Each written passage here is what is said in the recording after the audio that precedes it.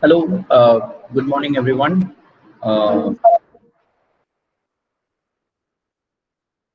can everyone hear my voice clearly? Sir, yes, sir. 2 minutes, Okay. sir. Let us wait for the other participants, sir. Oh, okay, okay.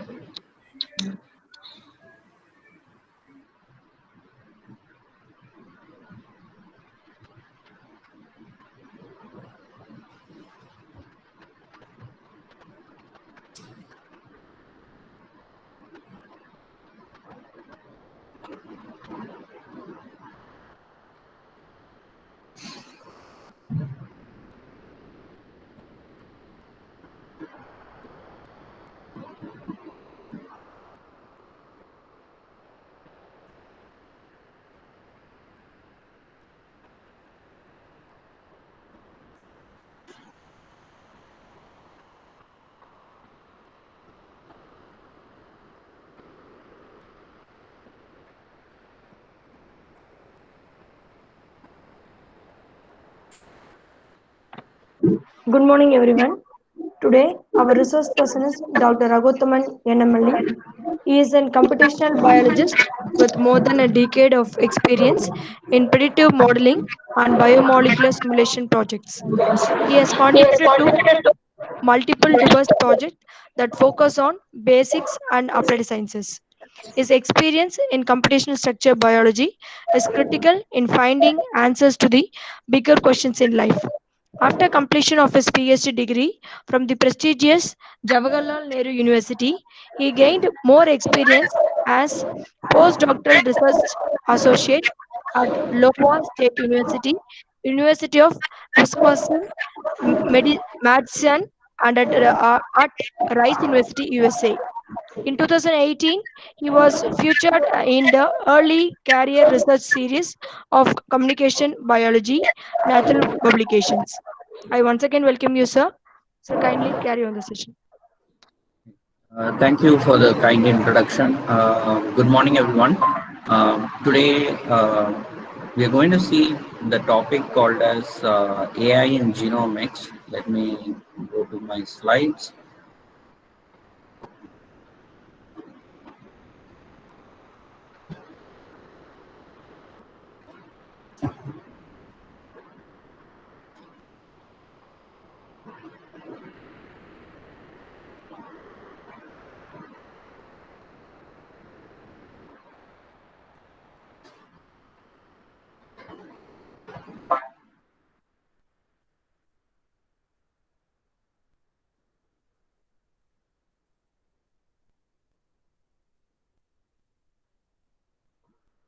Okay, very good.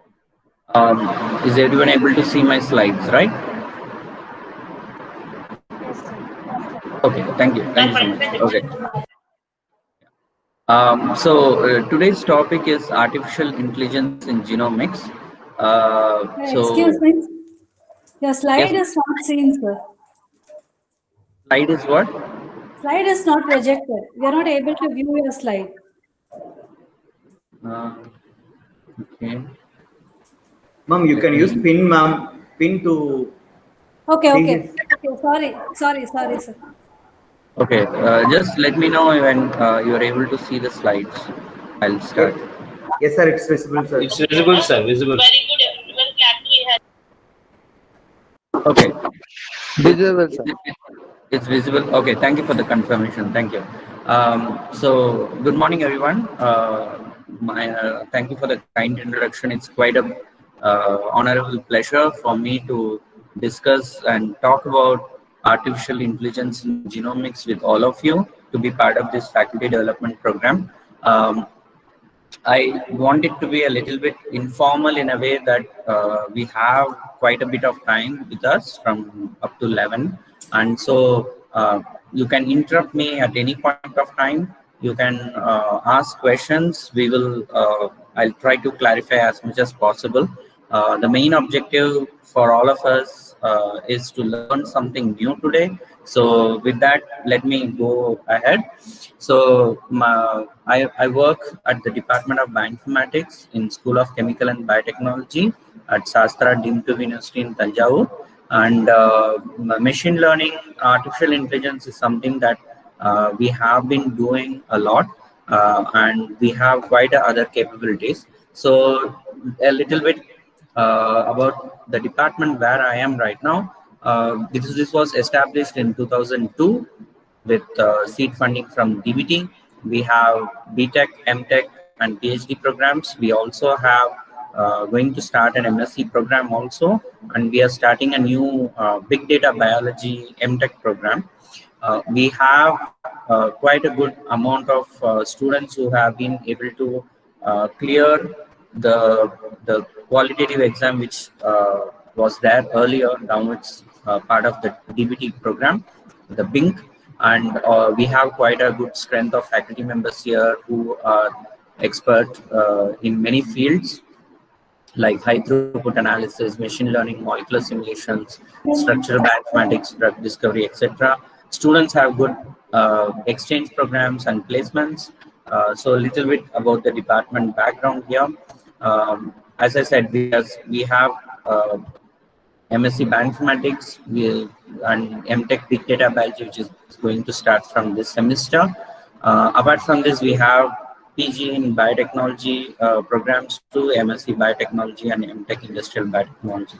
So I just wanted this to put it across. If you have any questions, if you know someone who's interested, please you can contact our Dean, Professor K.S. Rajan, and we are more than welcome to answer any queries if you have. Okay, so going into the main topic for today, this is a quote by Harold Morowitz. Harold Morowitz was the founder of Biometrics and also the person who started the Intelligent Systems for Molecular Biology, which is called as ISMB. And this conference has become important or a benchmark conference for bioinformatics and computational biology. So what he said was computers are to biology as mathematics is to physics. So this is a very fundamental understanding of how computation or how computational biology is very much important for biologists these days. To give you a little bit of perspective, that is usually a stereotypical view that biologists do not like mathematical equations, and as soon as they see the sigma sign, they would run away. But that's not the case anymore. There are a lot of biologists who are trained in interdisciplinary or multidisciplinary subjects. They have diverse background. They don't necessarily have the undergraduate as a biology, and then they end up doing computational biology, because there's a lot of overlap between what computational biology is right now and what we are looking at in biology. And the reason we are looking at biology as not as a library science, which is what it was 60, 70 years back. It was basically a library, considered a library science, but it's no longer considered that, because biology has become a very data rich. We are currently at the, I would say, near to the peak where we are generating huge amount of data through massively parallel techniques and many different methods, where data is being dumped at a very fast rate. So the biology has moved from a large data to a big data scenario. Now, in this kind of a scenario, what usually happens is that we as humans, we cannot process most of the information that's coming out. We have to have an automated or a standardized process through which we can understand these the data that's coming out of these methods. So there is genome scale sequencing method, which I'm sure you are familiar with. That in 2000s, early 2000, when the draft of the human genome came, and now we have the time taken for the sequencing of a human genome, which happened 20 years back, and now it's drastically reduced. And as the days go, we are going to see much faster genome sequencing that's available, and with a very high quality and veracity. So you have different types of methods. You have many different techniques which are revolutionizing the way we understand biology. Biology is no longer the library science. It has become a data science. So every year you have many articles or manuscripts that are published in various journals, and over a period of time, it has now become quite possible that you can mine a lot of these articles through automated process, which is the entire field called as text mining. And thanks to preprints like bioRxiv and arXiv and medRxiv, if you are familiar with those, then you would have seen that in the last 4 months, due to COVID-19, there have been a massive explosion of the number of preprints that are talking about COVID and SARS-CoV-2. So because of this, they had to dedicate a separate section by itself, a separate curated list of articles, preprints that are coming out of research of in COVID. So with all this in background, what is machine learning and how it's applicable in genomics is what we'll go a little bit more into detail. So artificial intelligence is the simulation of intelligence in a non-living agent. So here the non-living agent is your computer, and we are trying to simulate the intelligence that are there in the living systems and in the sentient beings to a non-sentient being. There are multiple applications. There are many ways in which artificial intelligence has been used.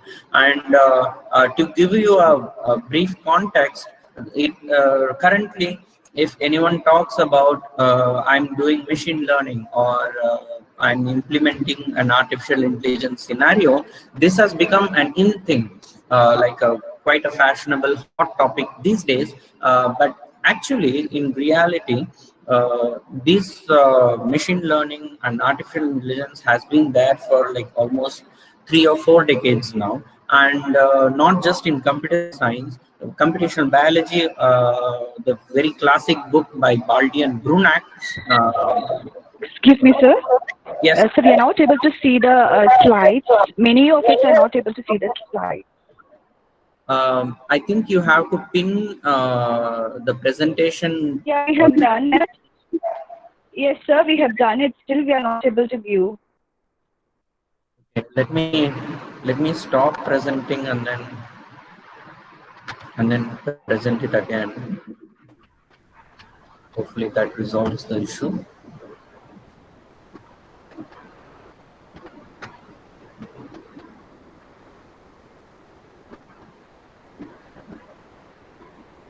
Is my screen visible now? Yes, sir. Now we can see. Thank you. Thank you. Okay, no worries. Just confirm once again when you see the slides, so that. Yes, sir. We can see. Yes, now we can see. Thank you. Okay. Okay. So it has become the very classic book by Baldi and Brunak, which was published like about more than 15-20 years back. It had implementations of different types of algorithms in biology, where we can answer some questions about how the basic process or the mechanism happens using machine learning methods. Machine learning, then the question comes, what is machine learning and what is artificial intelligence? Do you use them interchangeably, or do you are they both the same? Well, it's not exactly the same. Machine learning is a field that's concerned with, let me start my pointer here, easy, is concerned with the development of algorithms that improve with experience, whereas artificial intelligence is development of algorithms that replicate human skills. So there is a very big difference between them, because artificial intelligence is, we are trying to implement something that like the stochastic way in which we look at data. Can a system look at the same way and come to the same inference? So in machine learning, there are a lot of techniques which looks and would feel like this is statistics, and that's the reason is there's a huge overlap between the field of statistics and in machine learning, and that is why some people prefer the term statistical learning over machine learning. And from the artificial intelligence community, the machine learning group grew out of it sometime in the 90s, and they established themselves as a different community. Now, in a typical machine learning setup, you have, like for example, in the case of a DNA sequence, which actually binds to the sequence you want to detect. The question is, given a particular sequence, does it have a transcription start site or not? Now, this is the question. Now, whenever we are doing machine learning, or whenever we are trying to do artificial intelligence or any algorithm implementation, the question you are asking has to be very clear, and because the data, depending on what question you're asking, is what it's going to answer. So in the case of such a question or a problem that's being posed as to, given a sequence, you want to find out whether it has a transcription start site. Now, transcription start site, I hope you know that this is the place where the transcription factor binds, and then the promoter has a promoter region, and then the RNA gets transcribed as soon as the gene is switched on. For this, I need two types of data. One is a training set, the other one is a testing set.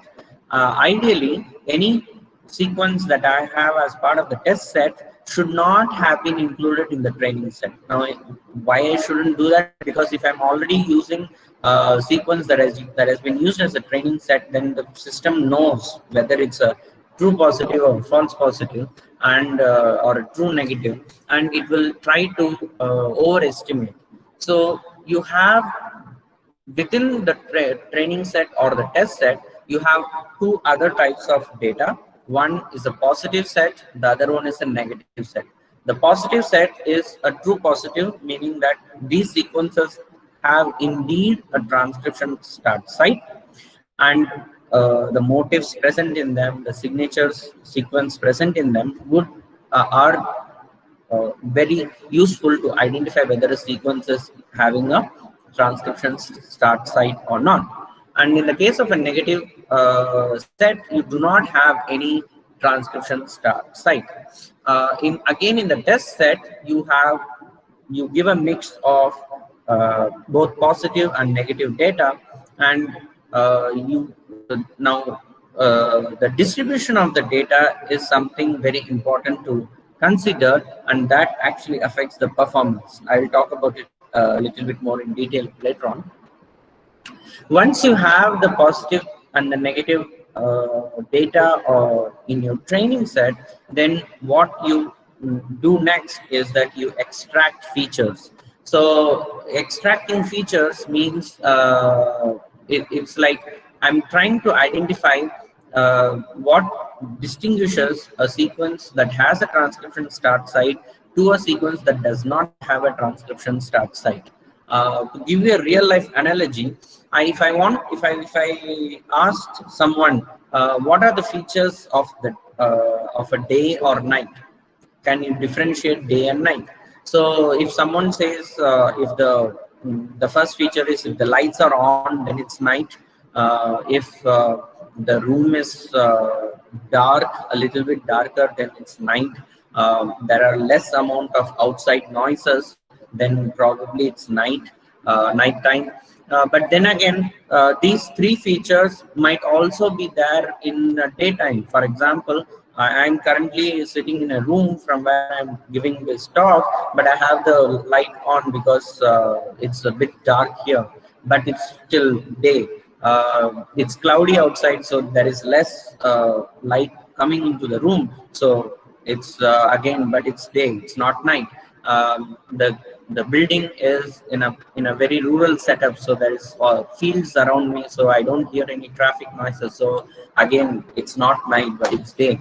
So you see that these features are not black or white, it's a gray. They have some gray element associated with it, so as to speak.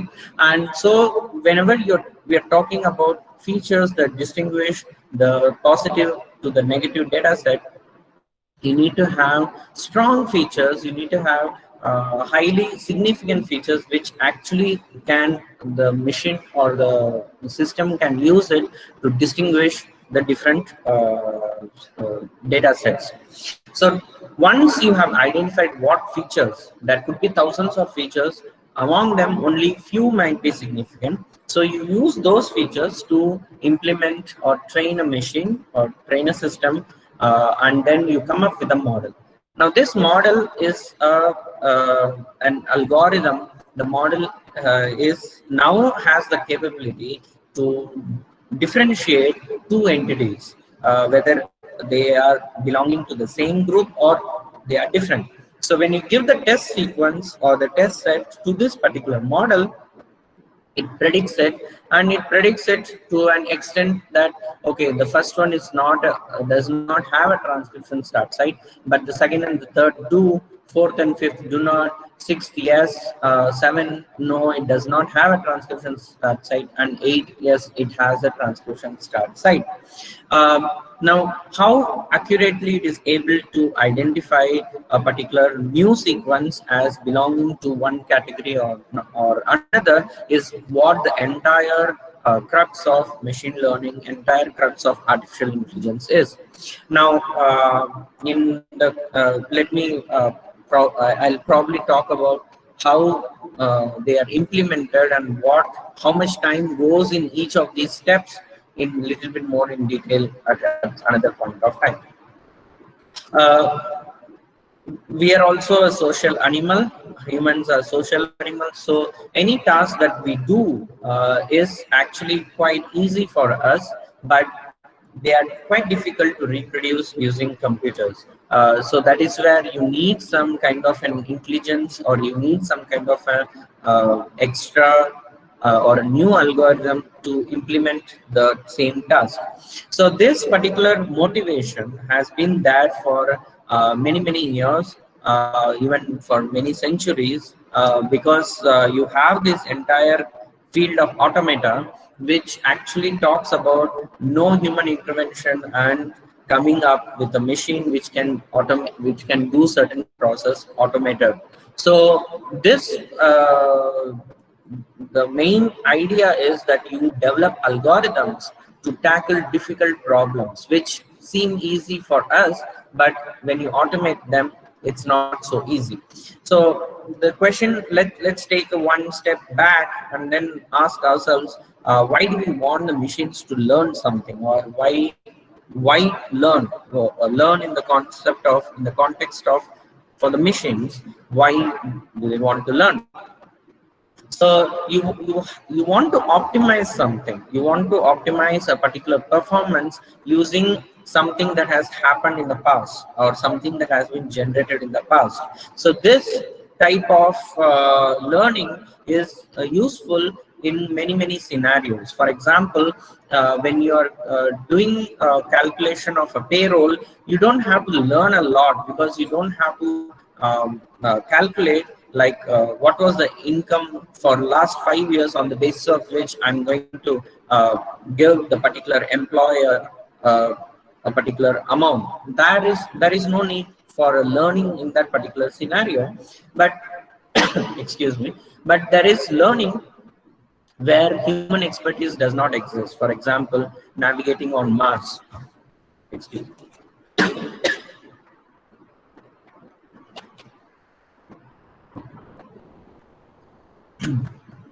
Or there is the where humans are unable to explain their expertise, like in the case of speech recognition, or when you are trying to manage different transactions that are happening over a computer network. You want to find solutions in real time, or you want to find something that uses biometrics, like for example facial recognition, and this is very much being implemented in many countries for detecting crime. So in these kind of scenarios, human intervention can happen, but it cannot be happening all the time. So you need to have some kind of a learning. So the learning is to define this learning. The learning is a process by which a learner, in this case, it could be a human or it could be a machine, improves his performance on a task or a set of tasks as a result of experience within some particular environment. So there is always a boundary, or there is always a constraint within which the learning happens and the experience is gained. There are different types of learning. There is rote learning, which is basically memorizing stuff. Learning from instruction, this is what happens in a typical classroom. Learning from exploration, which happens in a field work or through some other hands-on way of mode. Learning from deduction, which is again through some developing a hypothesis and doing some experiments. Learning from examples is learning from the past with the way some certain events would have happened. Again, machine learning, we are trying to implement some of these types of learning for the machine to learn and implement a new type of program which can analyze lots of data sets. So study of algorithms that improve their performance at some tasks with experience. So this is what machine learning is all about. And artificial intelligence is where we introduce the same way of learning which we humans have through the neural network or through the way we have how our brain functions. So you try to optimize. So machine learning in a way is like an optimization problem where you have the sample and you do some inferences from the sample. And so this is what I touched upon earlier, that there are a lot of techniques which are there's a huge overlap with the statistics. And so you need to have if you're going to do machine learning or going to do artificial intelligence implementation for your project or for some question you're trying to ask, then the very strong background of statistics is required. And the role of computer science is because you want to write an algorithm which is optimized for taking a huge data or parsing the huge data and completing the job in the most optimal time possible. You don't want the machine to learn for like maybe 2 months. You want the machine to learn a particular task in a span of days, not in the span of weeks or not in the span of months. And also you want the machine to evaluate the model, because the model, the prediction is only good as long as the model is good. If the model is not that good, then if there is no way we can find out whether the model is good, then there is no that the entire process of making a machine learn is not validated.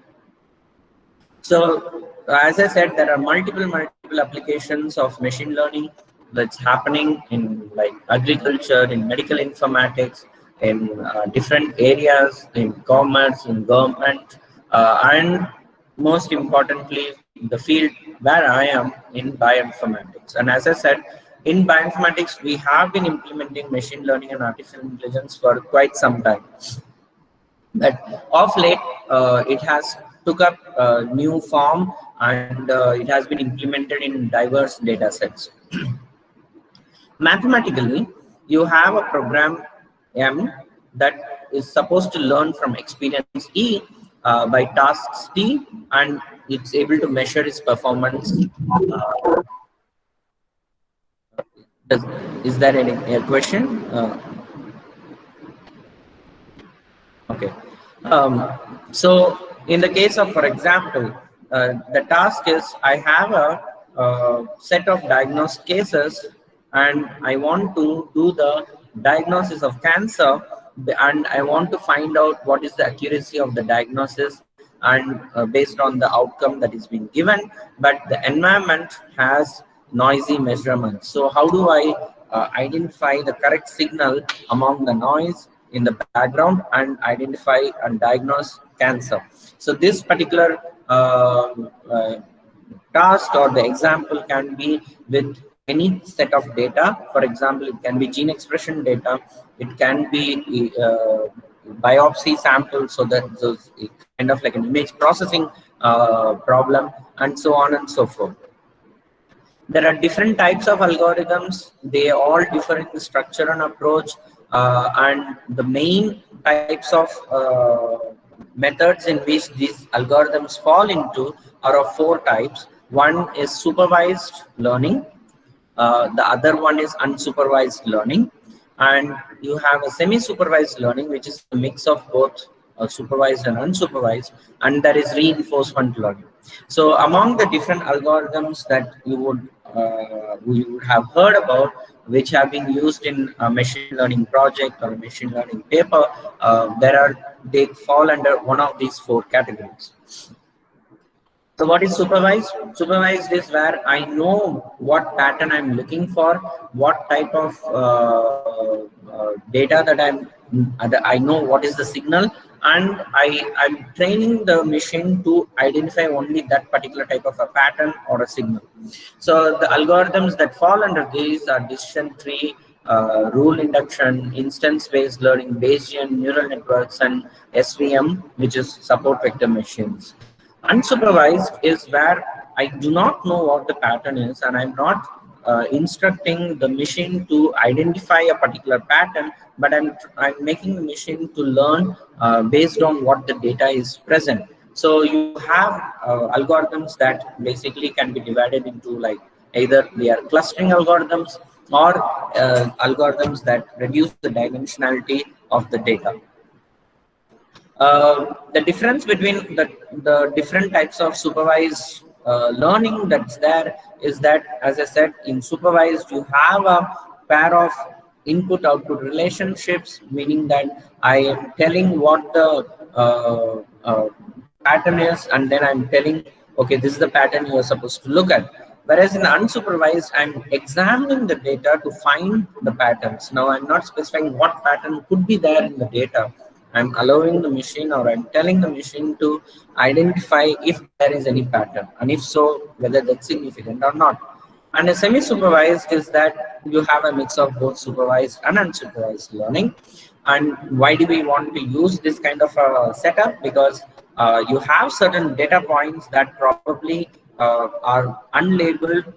There are data sets that are unstructured compared to the structured data sets, which is what big data usually handles. There are more unstructured or diverse data that you handle than the data that has a specific standard, a specific format, and all that. So in that particular case, what happens is you learn from the data that has a particular format or a particular signal, and then you try to see whether that particular signal is present in the unstructured or unlabeled data, and at the same time, is there something new also in that particular data. Supervised learning has many users. In fact, all the different learning methods have many different ways in which they are implemented. So, for example, decision trees, basically you use them to create rules, and these rules are useful in using a Boolean type of argument, where you want to implement them to identify whether a particular data has the particular information you're looking for. So, for example, you can make a rule that predicts the output for future inputs, or you can make a rule to easily understand a particular text which has a particular semantics involved in the text mining part, and the rule is simpler than the data it explains. So basically, you have simplified the particular rule in a way that if data is coming from a heterogeneous source or a heterogeneous format, then it's very easy for you to identify the data. And again, you can have exceptions, but the exceptions are more like outliers. So this is very useful in the case of a machine learning application that's used for detecting, like, let's say, credit card fraud. So you are able to identify a pattern of the purchase of a customer, and then when something happens as an exception, then it raises a red flag, and it tells that it's probably a credit card fraud. In unsupervised learning, what normally happens, meaning that you like how we are learning in a classroom setup, and how we are looking for some information from the data, and we are training our system according to that. So in unsupervised learning, you do have, most of the time, the algorithm comes out as a learned system. So basically, you don't get an output as such saying that okay, given this particular scenario, this is what it should be. No, it's not like that, but the algorithm has learned something. So in the case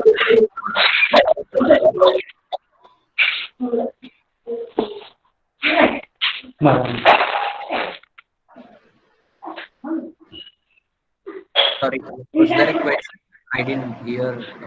I'm just hearing some.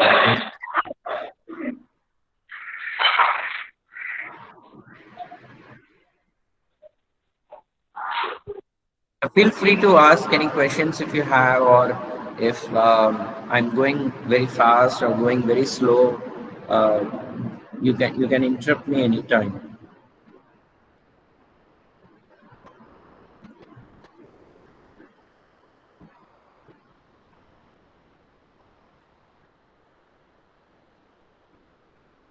Okay. Okay. So coming to where we were, clustering is and dimensional reduction is basically when you do it, you don't get an output that tells you or differentiates the data into two categories or three categories, but basically it gives you an idea as to uh, how the data is present or what is the makeup of the data.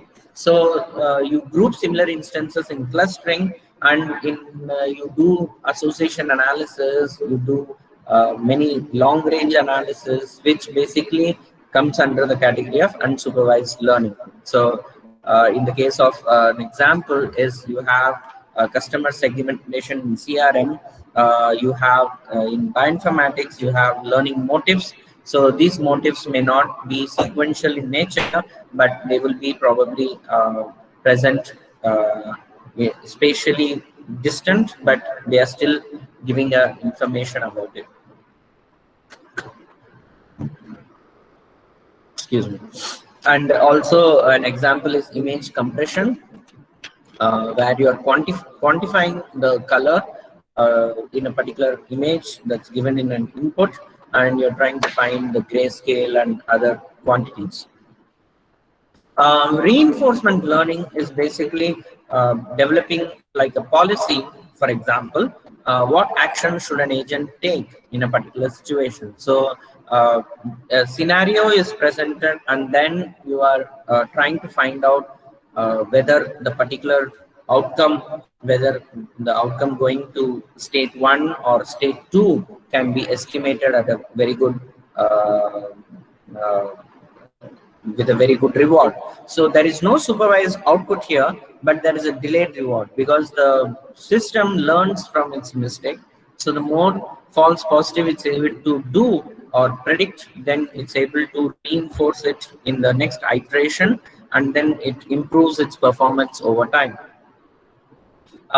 So this is very much used in gaming scenarios, in like multiple agents scenario that involves a lot of slight mistakes which do not risk, but at the same time they are able to make the system learn from those scenarios. Learning associations, as we saw, it's something like over a period of time, the system learns over it. So for example, the basket analysis is what is the probability that if there are n number of people going to a supermarket on a Friday evening, and the probability that somebody who buys a particular item X would also buy another item Y, where both X and Y are products or services. For example, if I want to find out in Houston, where I live, if I want to see what is the probability of someone on a Friday evening going to buy chips, and along with it, if they are going to buy beer, then the association of these two entirely different products, the probability of buying them on a Friday evening is probably going to be high. But the same association may not happen so much on a Monday evening or on another weekday. So the basket analysis is basically you have different transactions happening over a period of time, and you find out the association between two different entities, and you want to the machine is trying to make an estimation of which particular quantities are probably going to be sold out much quicker. So this could be useful for inventory analysis. Like for example, bread, if someone is buying bread, definitely they're going to probably, there's a very high chance that they're going to buy milk along with it, and so on and so forth. So this type of association, you can do it with a classification analysis also, like where you categorize different data points into high risk or low risk. And this is, for example, in the case of a credit scoring, which is there in India also now. What is the chance of a bank giving you a loan and this depends on your credit history as to if you had previous loans, and if you are belonging to a particular income bracket, and if you have shown that you have this much savings or you have some kind of a security, then you fall under a particular category, either as a high risk or as a low risk. So that discriminant or the criteria by which the credits are being decided or the loans are being approved is actually used in a machine learning or an machine learning model. So the classification here, if there could be limitations if the boundary between the low risk and the high risk as shown in this figure is not exactly dividing the data points. If the data points are being divided and there are a lot of data points which lie around the boundary, either here or here, then those type of cases, it depends on how accurate the model is being or what data points have been used.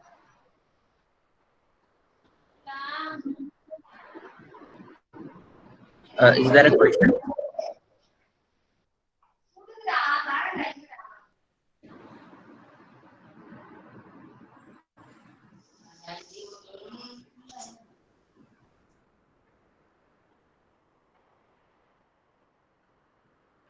Okay. Yeah, as I said earlier, if you have any questions, please do feel free to interrupt and ask. So those data points that are there in the boundary, they are very difficult to identify or classify into one of the two categories. And depending on how you have made the machine to learn, or how efficient or you have made the model using which algorithm, the discrimination becomes much more better. So the classification type of scenario mostly happens from a supervised learning mode. So like for example, in the case of pattern recognition, face recognition, character recognition, speech, medical diagnosis, and even if like whether a user is going to click on a particular advertisement on the internet, what type of clicks you are doing over a period of time. And most recently, and if you have noticed this, when you're typing an email in Gmail, you're composing an email, it will automatically give a prediction of what the next word is going to be, and that is actually based on all your emails that have been written in the past, and it's learning. And so if you have that mode switched on in your email, as in when you're typing and the more emails you send, the system learns, and this particular model that has been developed for, let's say, my email is actually different for another user. So the way my grammar or my style of writing is probably going to be more different than others, and so the words that are going to be predicted in my Gmail in the compose mode is going to be different for from me to other over a period of time. So as I said, face recognition, you have a huge number of data sets that have different types of faces where you can train based on the image, and then you can test it with a particular data set. Most of these face recognition data sets that have been used in the past, they all are very US centric or European centric, and the situation is changing where because as you see, all the images here are of a white person, but you don't have diversity in the data set. So that is a limitation of any data. The data has to be diverse so that the machine can easily identify a particular pattern. This is a very standard statistical analysis, and this analysis also is very much useful in machine learning, where you want to use a regression-based model to identify or to predict what would be the price of a used car. So in that particular case, the learning is done based on what are the attributes of the car, what is the price of the car, and so you come up with a model where you actually, based on previous prices of a car that has a certain attribute, you are trying to predict the new price for another car that probably has a very like almost 8 out of 10 attributes. Then what is the chance of getting the price very close to what is being expected? So as I said, this reiterates the point that machine learning is having a huge overlap with statistics. Irrespective of whether you're using supervised learning or unsupervised learning or reinforcement learning or any different type of algorithms, there are a set of parameters. Everyone evaluates your model, and these set of parameters are actually very useful in understanding whether you have either overestimated or over predicted it or under predicted it. If you get a model which has a prediction very close to reality, it's probably like just like the reality, if it's predicting, then probably you're over predicting.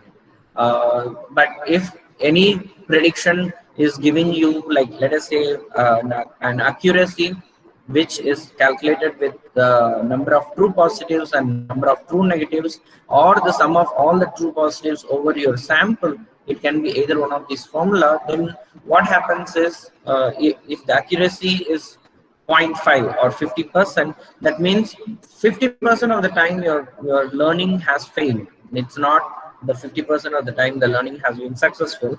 It has failed 50%. So anything above 0.5 or anything above 50% is a good value or a good indicator of accuracy. Now, earlier, about 20 years back, people used to calculate for a particular machine learning model in bioinformatics using the terms accuracy or correlation coefficient, which is this particular formula, which is the Pearson correlation coefficient. The metrics was pretty okay at that point of time, but then slowly people realized that these terms are actually not very foolproof, because as the data became more complex and the questions being asked is more specific in nature, then these terms, accuracy and correlation coefficient, tend to be more biased. So the idea of coming up with an unbiased indicator is what we use these days, is called the recall and precision. Recall is nothing but how many entities after the learning is over, how many of the entities the machine is able to identify as real true positives, and with what accuracy or with what precision it's going to detect the true positives. So the ratio between the recall and precision is called as the F1 score. So the F1 score is actually and recall and precision is what most of the machine learning people are using these days.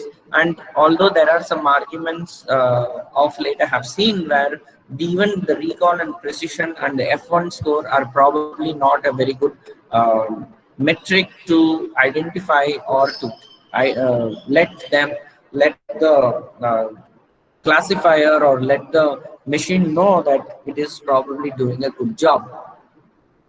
So this is something that you would have seen in all the machine learning book chapters or manuscripts, or even a presentation that has machine learning as part of it. So this particular curve is called as the receiver operating characteristic curve, or in short called as ROC. And the area under the curve, which is here, that area under the curve has to be more, or has to have a large value. So what happens is, when the ROC curve is basically plotted with respect to recall and false alarm rate. So basically it's you are basically doing certain trade-offs. Trade-off means that you have 10 parameters. but not all 10 are required for the model.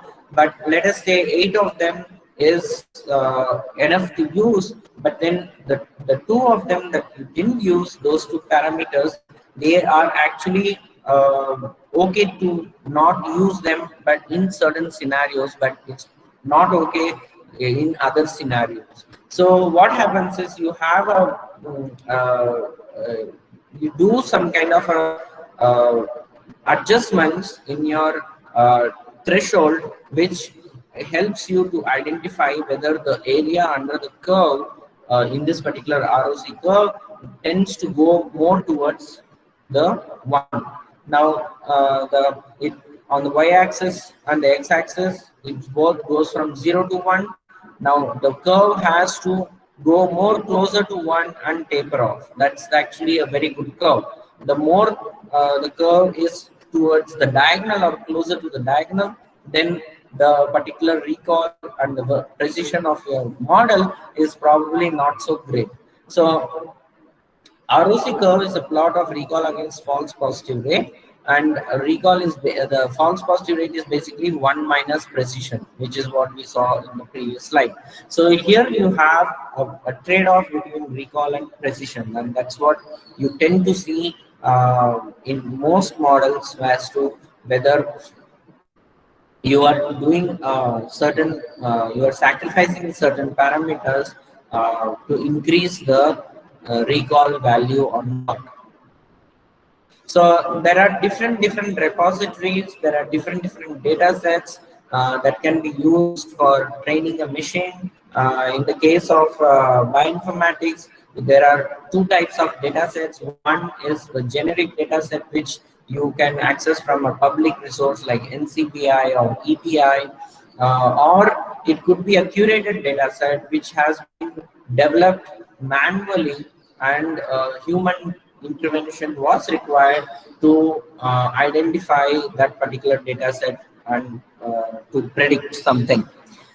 There are specific journals which are very highly regarded in the field of machine learning and artificial intelligence. These journals, they have a very high rejection rate, meaning that the way they scrutinize the model, the way they scrutinize the code, the data sets are pretty rigorous. And so you have many venues. If you're doing a machine learning work, then there are many venues you can approach, and you can publish your data or your methods. Having said that, any scientific community or any scientific development doesn't happen without interaction of the peers. So there are multiple conferences which actually are considered like the top conferences in machine learning. The first and foremost is the ICML, International Conference on Machine Learning. They happen every year, and it's pretty competitive to get into these conferences. And one that focuses more on the neural aspect or the neural network aspect of the machine learning process is the NeurIPS. And there are many other conferences that are focused on the knowledge discovery and in artificial intelligence. With all this background, now the question might come in your come to you is that, okay, I have a data, now which algorithm should I use, or which method should I use? The answer is there is no one single algorithm that works best for every application. The reason being that your data and the question you're asking is most crucial, and depending on what the data is, how you have collected the data, how you have filtered the data, how you have managed the data, and what the question you're asking, you have different ways of implementing it. So this comes to the topic of how usually in a real life scenario you end up implementing artificial intelligence or machine learning. So if you divide the entire period of work, let's say you are you are involved in a 6-month project in developing a machine learning tool or an artificial intelligence tool or AI tool to detect something of importance, and if you divide them into 4 categories, first is the data curation part, the second is the uh, algorithm development part, the third one is implementation part, and the fourth one is validation. So if you divide into these 4 categories, and if you look at a 6-month period, the data collection and data curation takes a huge length of time. Almost about like 1 to 2 months goes on in just understanding whether the data you have has true positives or true negatives. And as I said, you need to have a training set which has both positive and negative data. So identifying which data would be an ideal benchmark for evaluation and testing the model is going to probably take quite an amount of time. At this point, I would like to also tell you that there are 2 ways in which mostly people curate the data. So there is a skewed database and there is an unskewed database or a balanced database. So skewed database is where you have, in general, you have more negative data set than the positive data set. So the ratio is not 1:1. So this gives certain advantage to the system because you are trying to find a scenario which is very close to, let's say, a needle in a haystack. Okay, so you have very few positive true positives in a huge true negative environment, and this actually helps the machine to do a certain task probably better. Again, there are advantages and there are disadvantages to use a skewed data set. And in the other scenario where you're having an unskewed data set, so this is called a balanced data set, where you have equal number of positive and negative data. So it's a ratio of 1:1. So in that particular case, you absolutely have no bias. Okay, so the bias is being removed. So when you have no bias, the system is probably works really well for a certain type of a scenario. Then comes the other set of the algorithm testing, the second part of the machine learning or the artificial intelligence task. So the algorithm testing again takes up about like maybe a 1 or 2 month period over a 6-month period time.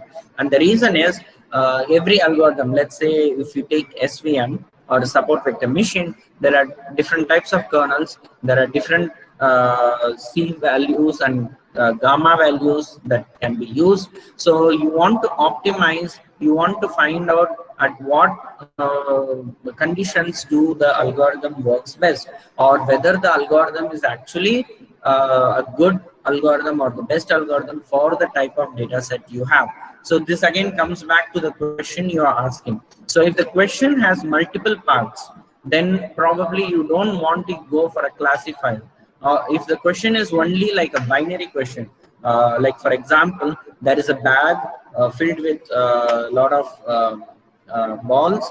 The balls are colored between black and white, and you are training the system by saying, okay, black ball has a black color and looks like this, a white ball is white in color and looks like this. Now you are making the system to pick a random ball, and then you're saying, okay, wait, what color it's going to be. Now that's a binary output. It's going to be an yes or no answer. And in that particular classification type of a scenario, the data sets or the algorithm that you're going to use is probably going to be very straightforward.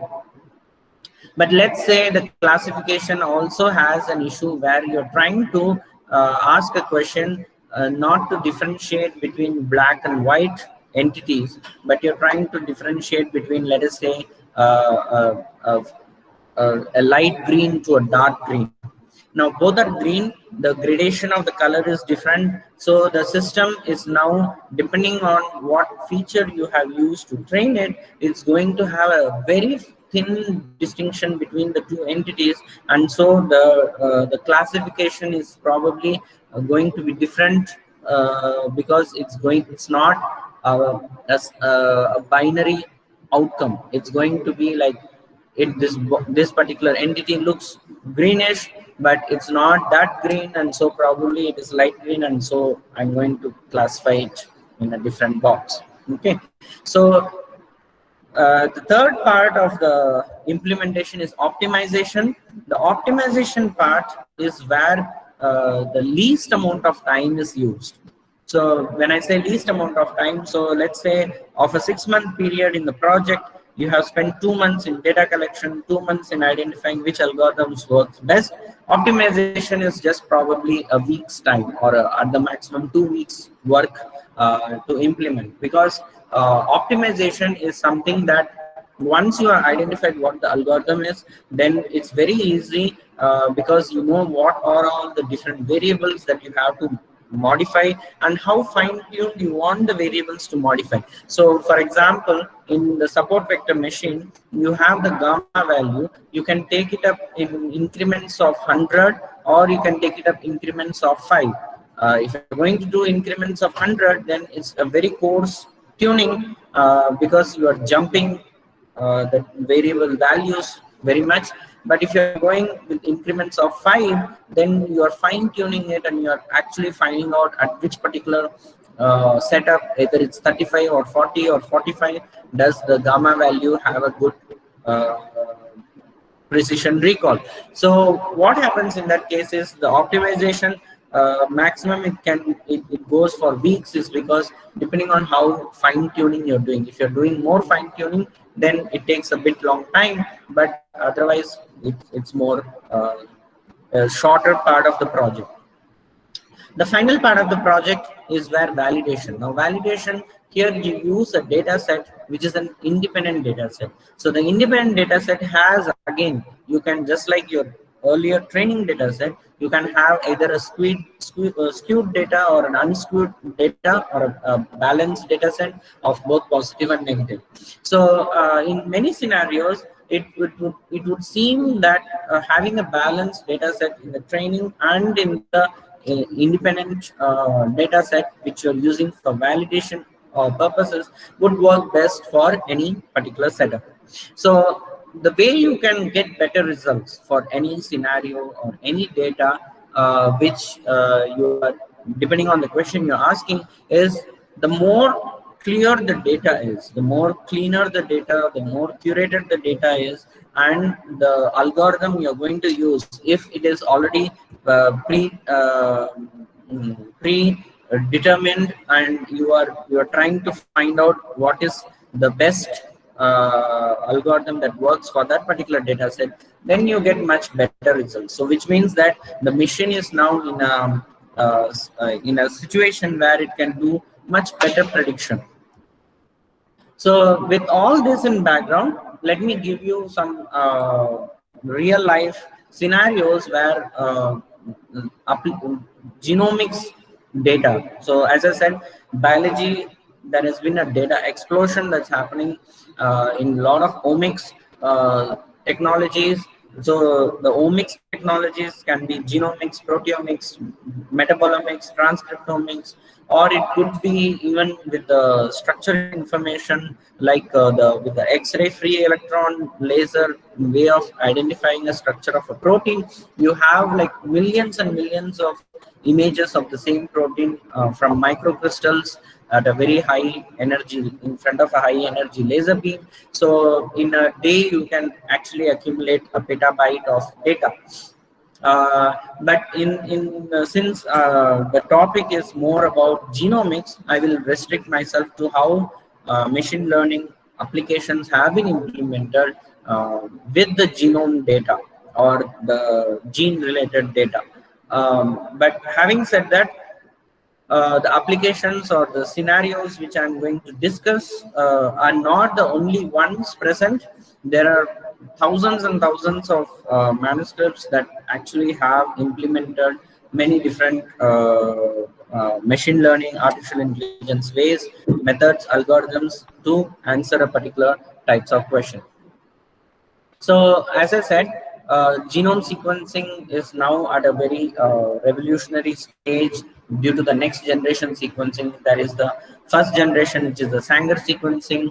Then you have the second generation, third generation, and the most latest, the single cell sequencing, which is the latest type of the ATAC-seq or the HiSeq data that you get, or even the exome sequencing that you get. They're all part of the next generation sequencing. The cost is reduced now. It's pretty fast. You can get the data within like 2 weeks, and you have a very good resolution, meaning that the number of times the sequencing is repeated. So you have a very high coverage, about like more than 100x. And so you have very high accuracy of the data that you get from NGS. So over the last 20 years, NCBI and even EBI, there has been an explosive growth of the sequences in terms of number of genes and number of genomes, number of nucleotides being deposited every day. The other type of biological data that is now being seen even in India is the electronic medical record, or the electronic health record, EHR or EMR, which particular abbreviation you use. This is very, very useful in identifying a very real life scenario. So let me give you an example. A year ago, in Nature Digital Medicine, in that particular journal, Google had published a paper on using a machine learning method called as a deep learning, which is a much more has multiple more layers of processing than the usual machine learning method. So they used a deep learning method of electronic health records of a particular set of patients, and then they asked this simple question: if a patient is getting admitted today in a hospital, what are the chances of that particular patient getting discharged in how many number of days? So can the person get discharged in like 2 days or 4 days or 6 days or longer than that? So for this particular question, what they did, they took the entire medical history of the patient. They had the entire data record. They made data points for each visit and what was significant from each visit. So the number of data points that they evaluated was about 6 billion. So that's like a huge data set. And from the 6 billion data set, they had actually identified for 2 hospitals as to answer the question. And they were able to answer that question of, if a patient gets admitted today, what is the chances of the patient getting discharged in 2 days with an error of plus or minus 1 day. That's a pretty good estimation, because let us say if a particular patient is getting admitted today and you want to have the room vacated, or what is the chance of the room being used or can be accommodated for another patient, for example, or whether the patient's health can improve over a period of time, is very useful for making a lot of other types of decisions in diagnostics, in treatment, in the way the hospital is managed, and so on and so forth. There are a lot of requirement. I wouldn't say that the field of artificial intelligence or machine learning is now, as I said, there are many examples, but that doesn't mean there is no need. There is a need. There is still gaps because there is a huge cost of the wet lab experiment that goes into it. If I am going for my next generation sequencing, it will cost in a private lab about 25 to 30,000 rupees. So the sequencing data that comes out, not all data can be analyzed. You need an automated process, and you need like the functional annotation of genes, which is a very crucial part of what the sequence data analysis is.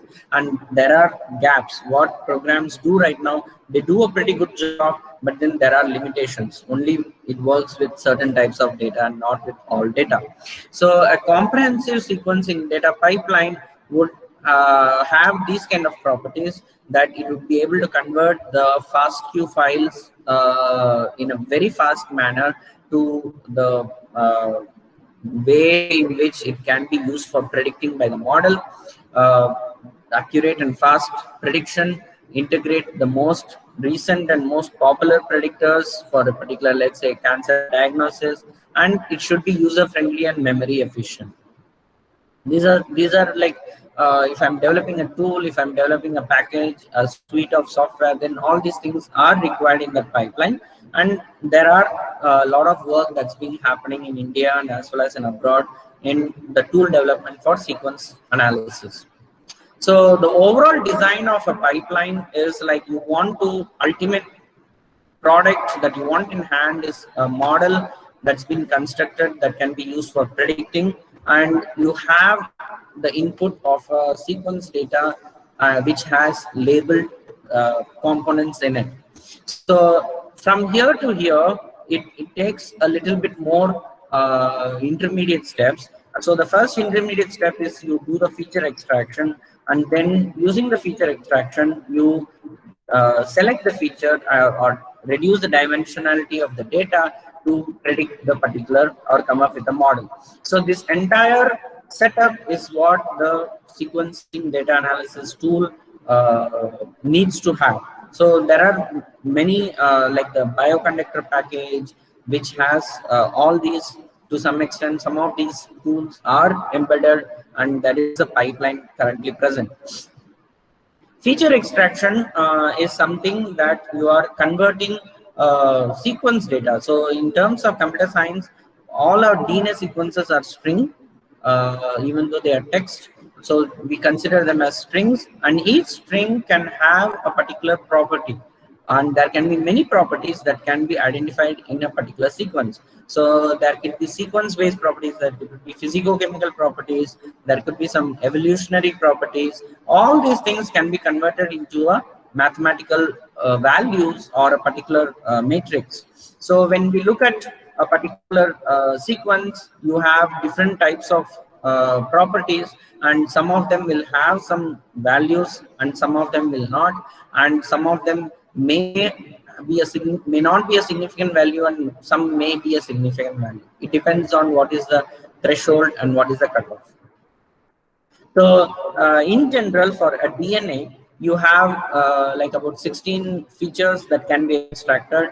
For RNA, that can be about 12 features that can be extracted. These are all well established, but there are other features that can be developed. That doesn't mean that these are all the only features. There can be much more higher level complex features, which probably still more research needs to be done. So you have the basic features like the k-mer, or dinucleotide based covariance, or dinucleotide based cross covariance, or a trinucleotide covariance. That is basically what is the frequency of the presence of a dinucleotide or a trinucleotide, and the presence of a particular number of nucleotides as a stretch. These are all the different features. And in the case of RNA also, you have to some extent very similar features that can be extracted. In the case of proteins, there are more features, because proteins, the alphabet is more, 20, as compared to DNA or RNA, which is 4. So you have amino acid composition, dipeptide, tripeptide, then the conjoined triad, then you have different types of autocorrelations, then there are pseudo amino acid compositions. So these are all the different features that you can identify just from the sequence level. Now each feature has multiple descriptors. So descriptors are basically depending on how many dipeptides are there. Each dipeptide is a descriptor. So you have about 800 descriptors in a dipeptide composition. In a tripeptide composition, you have about like 4,000 descriptors. So you can calculate a huge number of data points depending on what sequences you are giving and how you are calculating them. So k-mers, as I said, is basically you start like identifying the dinucleotide, trinucleotide, and then you are increasing the number of K which is goes from 1 to 10. It can go much beyond 10 also in some cases. So you are looking for a set of sequence or set of subsequence which has a length k within your primary sequence, and you are identifying the frequency, the f of t, with respect to what is, for example, if it's a like a codon usage, then what is the frequency of these 64 different codons that can be present. So for each, like for example, here the k-mer is 4. So here you have the frequency table for given a particular sequence. What is the frequency of this particular AAAG as compared to AAAC?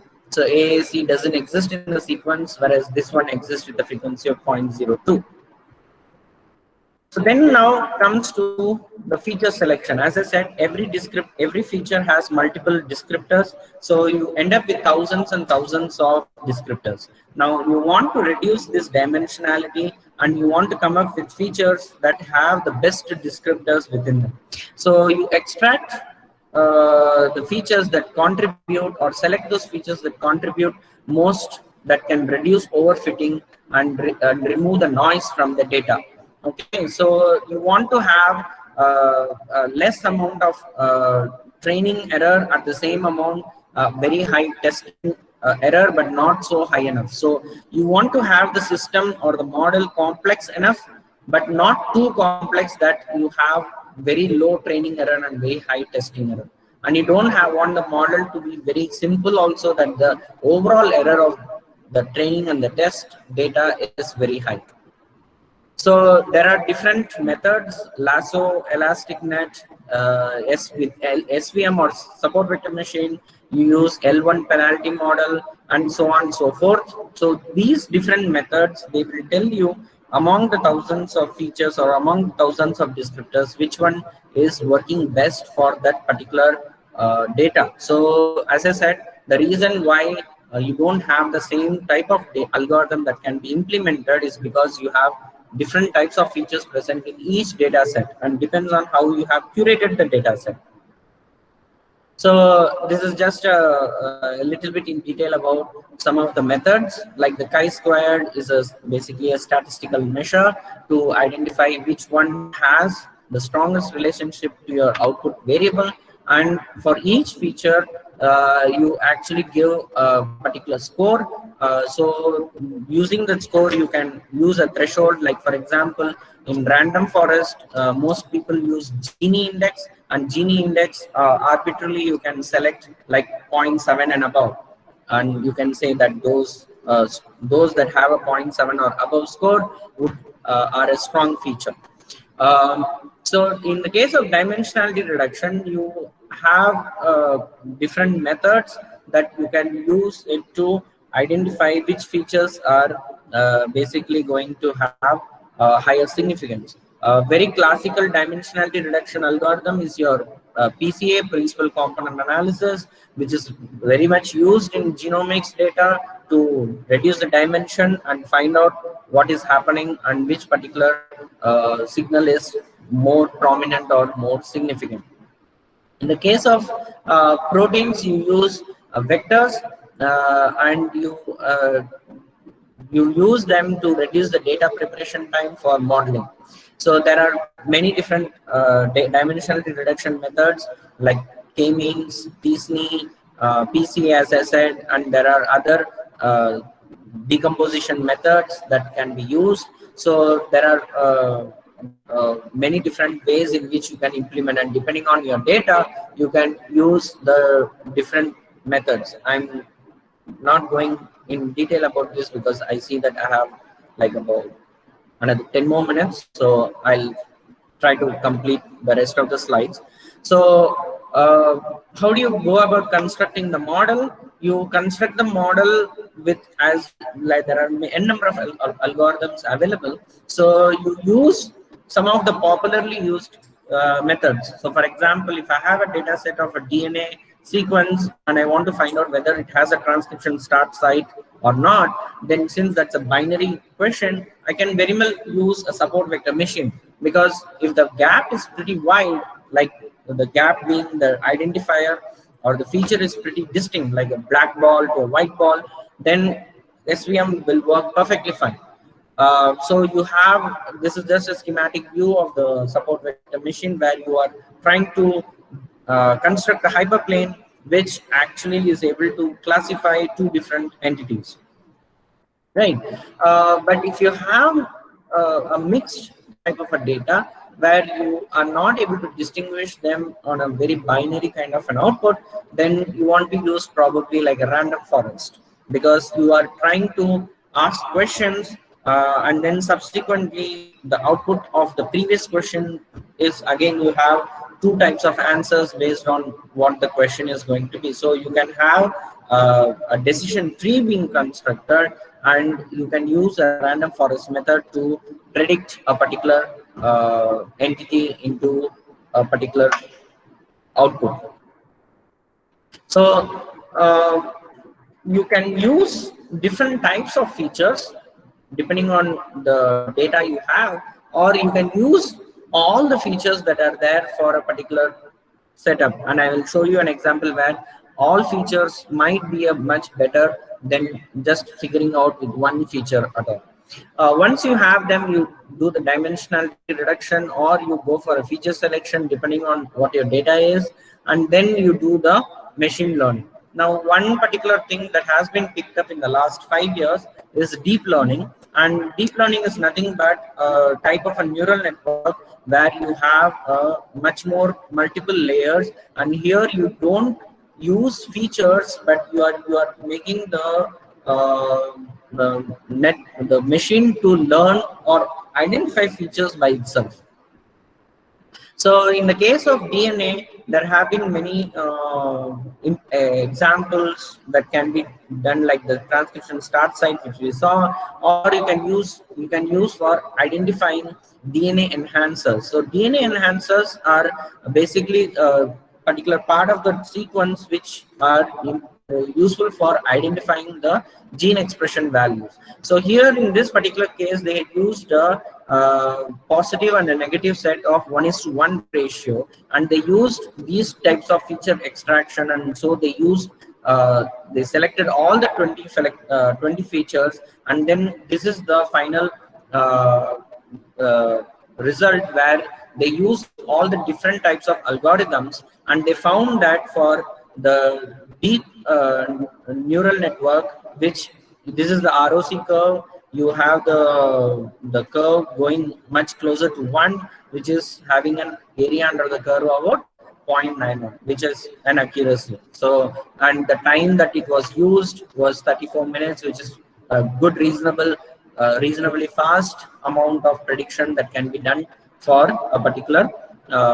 This is the DNN result, and so between the 10 different classifiers, you can decide by doing this kind of a setup which particular algorithm works best for your data set. Similarly, for RNA, when you want to predict, let's say, the methylation sites, which is important for splicing, exporting, or nuclear translocation, here the data set is not balanced. It's a skewed data set, and they used different types of features again, and when they classified, they found that the best accuracy was with best accuracy they got was 0.89, which was again with the deep learning network, or the recurring neural network that they got. And so again, the same method which was there, which was used for DNA, may not have been applicable for RNA, because the data set is different, the way the data is constructed is different, the features identified is different, and so on and so forth. So similarly, another application is where you use the gene expression data, and you want to find out what is the category for a mapping uncertainty analysis. So this is something that is done in both plants and in animals and in mammals. So you have a different diverse data sets, and you actually use the gene expression data, that is the next generation sequencing data, and then you want to find the particular uncertainty analysis.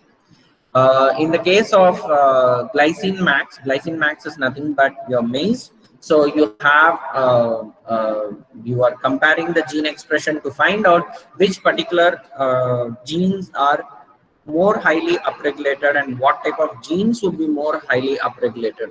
So they used different types of pipeline. So they used up to this particular part is what the alignment of the RNA-seq data is, and then the quality control. But then identification of the genes that are differentially expressed is done by different types of algorithm. Like DESeq2 is different from HR. These are all implemented in bioconductor. So based on this, they identified which particular genes are more highly expressed in corn or maize. As I said, with technology, the single cell RNA sequencing is getting more importance. You can extract the transcriptome, extract the genome of a single cell from with very high accuracy. So here they used 15 different single cell RNA-seq data sets which had multiple different genes that were expressed, and the coverage of the data was 10x. And they use different types of tools which are currently being used by many people for analyzing single cell data. And they found out that Seurat is the most powerful tool with the highest prediction scores. So Seurat is also a popular tool which is used as a default tool if you have a single cell RNA-seq data.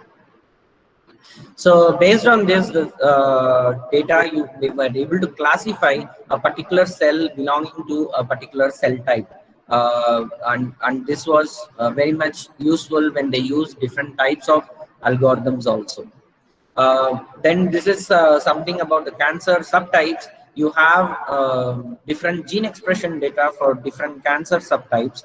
And the goal was whether using the different expression data, can you identify the cancer subtype based on the gene level copy number and the gene expression data.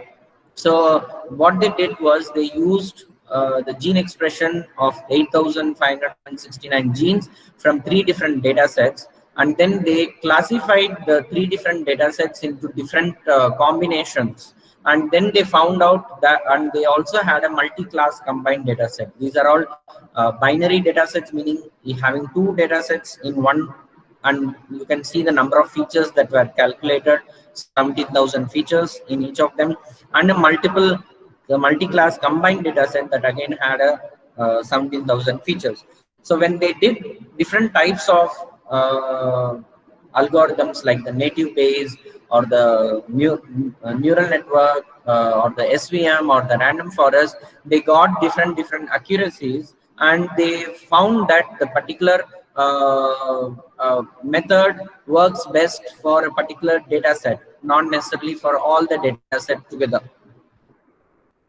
So here is the result that they got in the work done at Boston University. So the SVM was able to have a much higher accuracy than compared to others for the data set that contained 2 particular set of 2 subtypes.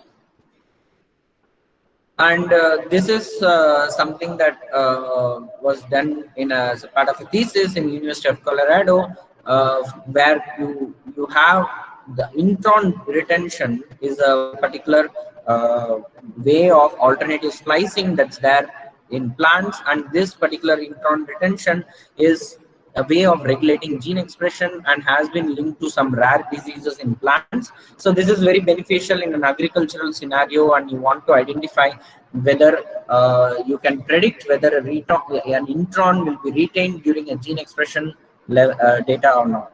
So the data set that we used was different gene expression data from 3 different plants. This is Arabidopsis, this is rice, and this is sorghum. And so, and different treatment methods, whether in drought conditions or whether abscisic acid was given as a treatment. And they were able to classify the data into 3 different classes: upregulated, downregulated, and a data where there is no change. And then they used these many different features that were extracted from each of the sequence, and all these features have a particular functionality associated with it. That is, they have a biology associated with it.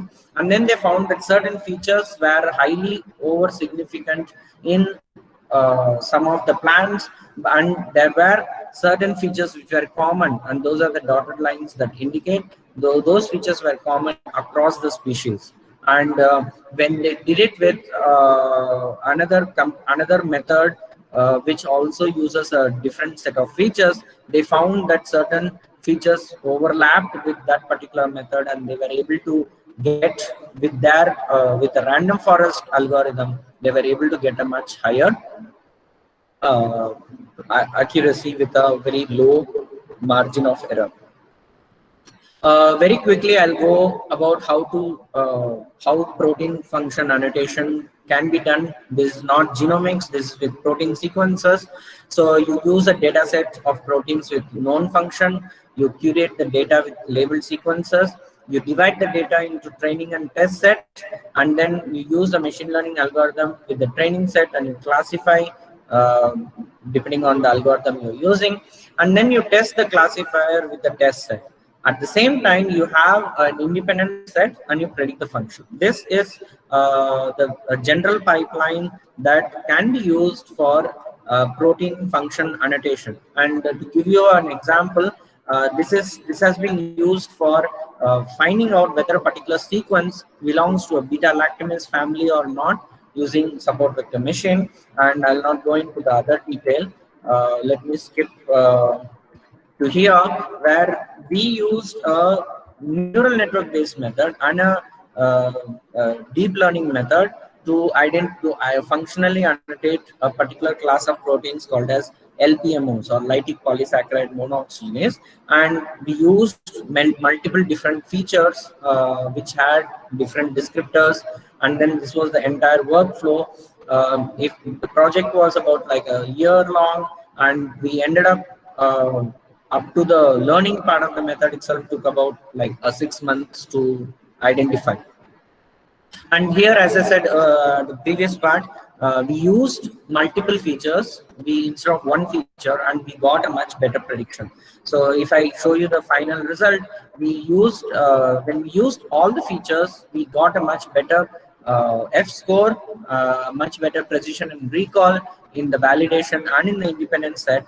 But in the case of the another family, we had only slightly average precision and recall and the F score, and we think that is because some of the features we probably are not able to extract it based on what we are doing.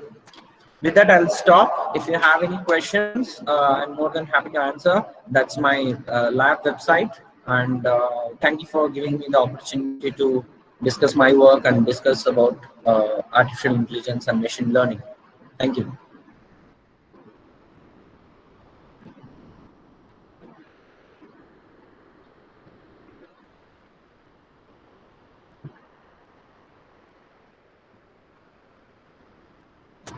Excuse me, sir. Yes. Participants, if you have any questions, kindly post it in the chat. Participants, if you have any question, otherwise you unmute and ask. Yeah, can I ask, sir? Yes, you can ask. Okay, so in the beginning you were mentioning about a book regarding the algorithms. You mentioned the author of Bharati and Brunei something. Can you repeat that book name? Which particular part you're talking about? The algorithms. Yes. In the beginning you were mentioning about a book by Bharati and Brunei or something. It was not clear to me. In the beginning of the session. Yeah, so there are multiple algorithms in supervised learning and in unsupervised learning. Is that what you're asking? No. You were mentioning about a book in the beginning by Bharati and Brunei or something. The book. Yeah, the book is. Yes. Let me type it in the. Okay. The book is machine learning in bioinformatics. Okay. Machine Learning in Bioinformatics by Baldi and Brunner. I've just entered that in the chat. So it's a very Okay. classic book. It has many real life scenarios, and it's a very good book. You can start with that. Okay, sir. Okay. Sir, if we go with this, if I'm taking PhD in genomics, if I want to do a work in genomics, where shall I find the data set other than Kaggle and all? If I take a rare disease like a dementia or something, the data set, where will I get the benchmark data set from other than Kaggle? So it depends on what you're looking at. So for example, if you're looking at cancer data set, there is Array Express, there is David, there is Cosmic data set. If you're looking for SNPs or single nucleotide variations in humans, then again David and Cosmic, there are a lot of data sets there. But if you're looking for in general gene expression data set for it can be any organism, then Geo Omnibus in NCBI, there is a lot of data sets. So it depends on what you're asking. So the question is very broad. Are you looking for a particular disease? If in certain cases, what happens is, like in my case, in our work, we had the data set that was present in a database called as KZ, but then that database is not curated. It's semi-curated data sets. So what we did was we ended up creating some of the data sets. We started filtering it out, and in other data sets that I have come across, like for example in cervical cancer detection, you end up creating your data set. So you basically take clinical samples and you take the images and you identify the different particular the different features in the different data sets. Yeah, so it depends on what you're asking. That's the basic answer. Yeah, okay. So is it possible, is it feasible, like if you approach a hospital and ask for a data set, what is the procedure? Like, it's not valid. Okay, so there are a couple of things here. When you're using for human data sets, and if it is not in a public repository, then, and if you're, let us say, approaching a hospital to get the data set or get the samples from them, you should have two types of clearance. One is an IRB approval, and the other one is a human ethics approval.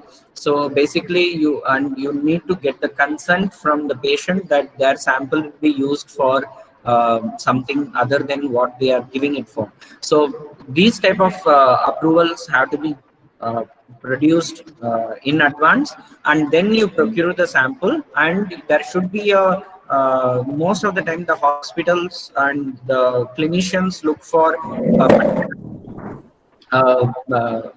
like benefit. What is the benefit of them giving the sample to you or the data to you? Is if it can improve the diagnostics, then definitely you can team up with the hospital and then you can carry forward. So basically you need to find collaborators who can do a pretty good job of giving you the data and you also giving back the results to them. Okay, sir. Okay. So, actually, I'm from the computer science background. How difficult it would be for me to come into this genomics field? And I don't have much basics in this field. So, what would you suggest, sir?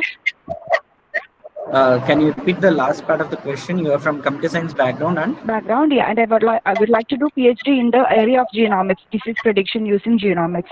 How difficult it would be for me to be in this field? That's like very open-ended. How difficult you want it to be? I mean, I don't know. It's like if you PhD is let's say okay, this is my this is where my training has been gone, and what I have imbibed over the last 20 years. PhD is not about asking, not about finding the right answers. It's about asking the right questions. So it absolutely does not matter what area you're working on.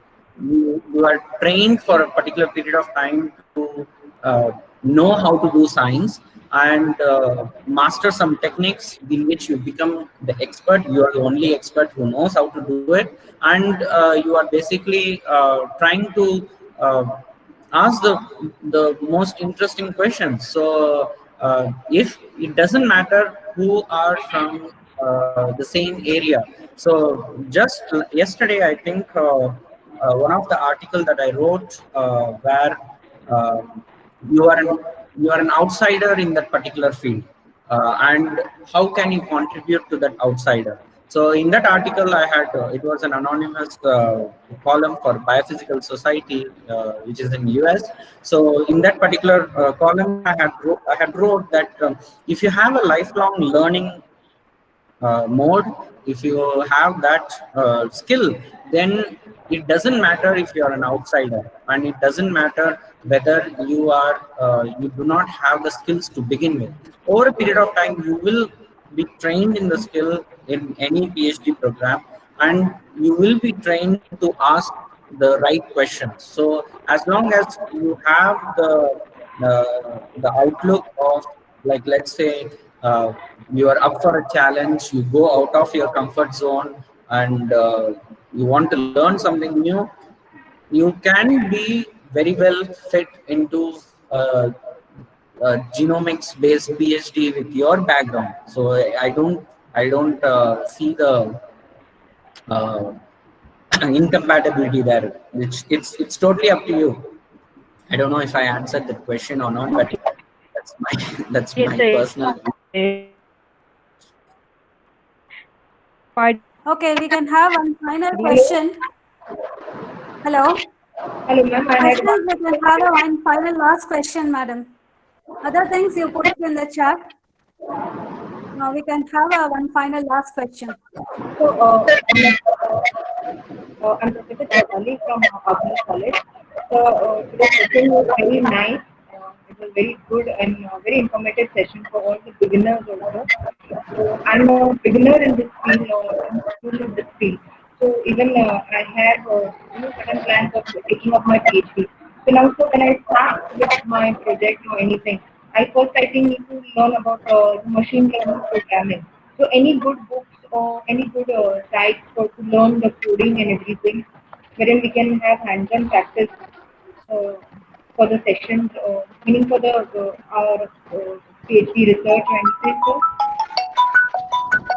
Okay, so a little bit of a voice was echoing. So if I understand correctly, let me repeat your question. So you wanted to know if there are some books that you can start with, and if there are some hands-on material that you can learn from machine learning, yes, right? Yeah. yes, Okay. Okay. I, in most cases, what I do, I consider myself as a very novice or a very beginner in many setups. So there are this series of books called as dummies.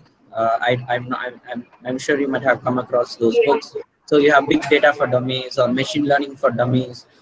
Those books are pretty good for a very much beginner level of learning what machine learning is, and they have the entire setup.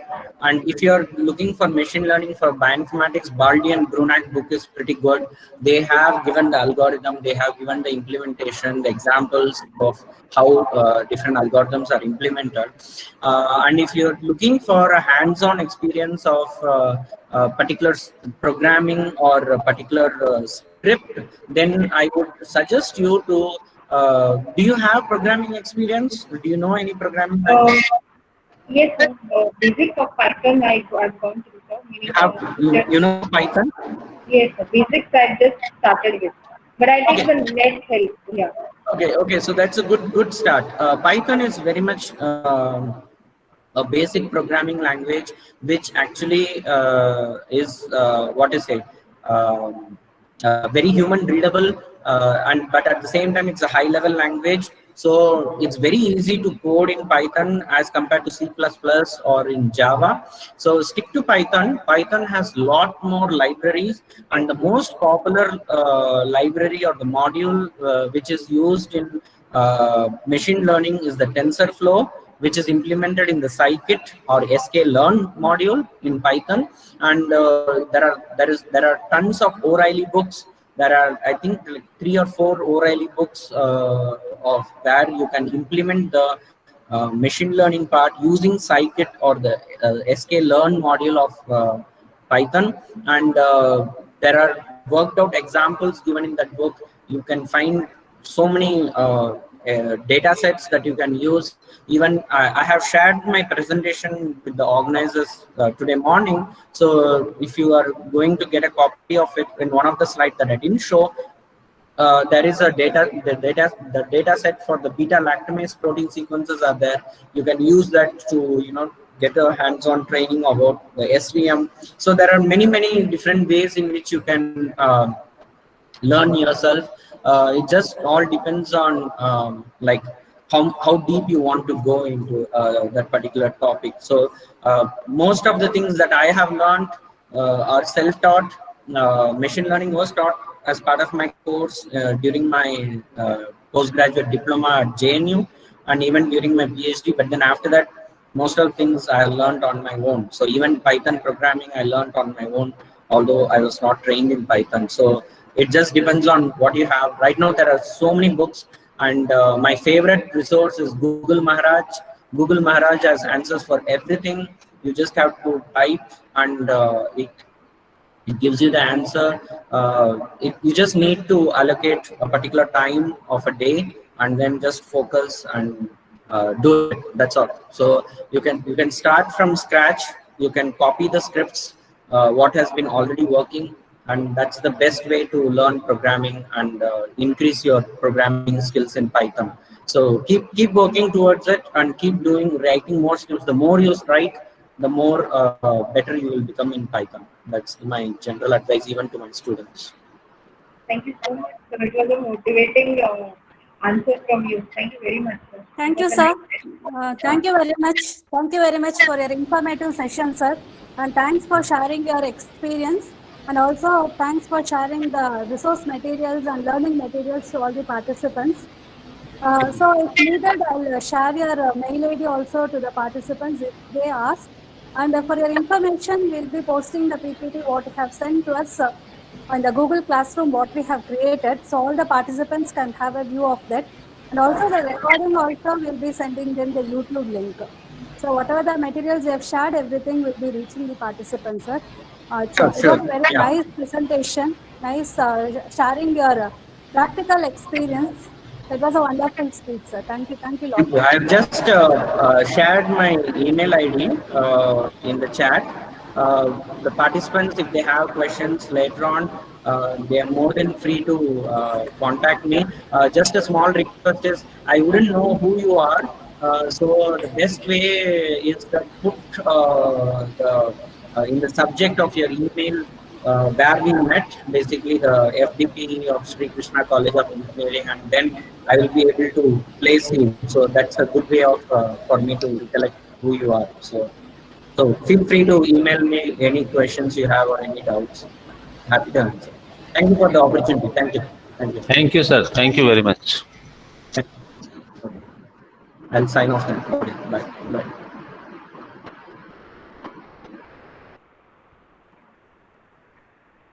Participants, next session will begin at 11:30. We'll have